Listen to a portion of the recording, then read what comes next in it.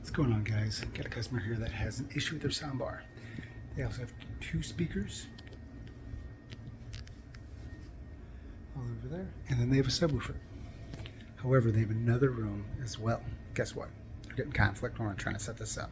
So here's how you set this up so that the speaker soundbar works with the sub and the two rears. You're going to turn off the soundbar. Then you're going to go to the subwoofer and the speakers. Hold the little ID set button for 5 seconds. See that button there?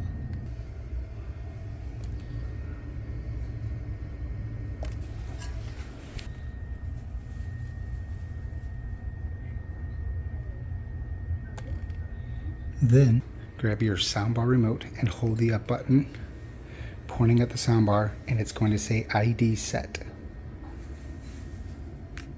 Let go of the remote. Now this is going to sync all of our speakers.